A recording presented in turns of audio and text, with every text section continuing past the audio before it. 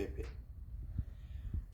আমি একটু অসুস্থ, হয়তো আমার গলার ভয়েস অনেক খারাপ শুনতে, গলা ভেঙে গেছে কাশতে কাশতে, কারণ জ্বর ঠান্ডা কাশি একসাথেই আসছে।